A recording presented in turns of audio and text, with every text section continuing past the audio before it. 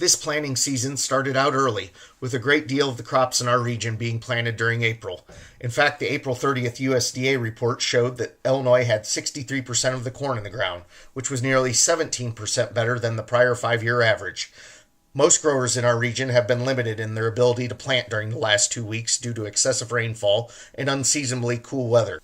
Today we will address how the cool weather has impacted crop progress, how planting dates impact yield potential, and how hybrid maturity and planting date interact. With regards to crop development, we typically look at growing degree units, or GDUs, to track our progression. So where are we at this year? If you had planted on April 20th in Clifton, Illinois, our accumulation through May 10th has totaled 143 GDUs, while the DTN 30-year average was 183, meaning we are 40 GDUs behind. So what does it mean to be 40 GDUs behind? During the last 30 years, we typically average around 10 GDUs each day during that time period. A 10 GDU day would look like a day that has a high of 70 degrees and a low of 50 degrees, meaning we are completely missing approximately 4 70-degree days compared to average. This is why the corn is not growing as quickly as we would expect. The real question is, what is the impact to your crop? First and most importantly, don't panic. The crop is behind in development, but we have a long road to go before harvest, and many different variables impact the yield. The corn is acting like it was planted later than it was, but we all know that can change rapidly due to future weather events.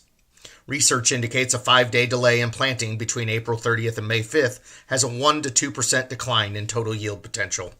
There have only been 143 GDUs since April 20th, and we typically assume corn needs 120 GDUs to emerge, but that varies based on conditions. Corresponding with this GDU decline, average daily soil temperatures also reduced following April 26. These combined factors slowed development. Thankfully, as you can see in the pictures, most of these seeds are developing nicely where they are not negatively impacted by oversaturation. This leads to our next topic. How does the timing of the remaining crops to be planted impact yield potential? Research indicates corn and soybeans respond similarly to the time of planting, and loss of yield potential begins after May 1st. There is roughly a 10% decline in yield potential if planting is pushed back to May 20th. As noted, the advantage of planting early this year has been mitigated by lack of GDU accumulation. So while our early planted crops are not necessarily starting out on the best foot, the gap in yield potential between May 1st and May 20th is not likely as drastic as more typical years. Our final topic is hybrid selection. We often get questions about whether you should plant a shorter season hybrid as we move into mid and late May. The simple answer is no. Pioneer's research indicates planting full season hybrids provides the greatest profitability up until late May. In addition, growers planting mid-season hybrids should not consider switching to an early maturity hybrid unless planting is delayed well into June. Please do not hesitate to reach out to us if you have questions or think you have issues with one of your fields.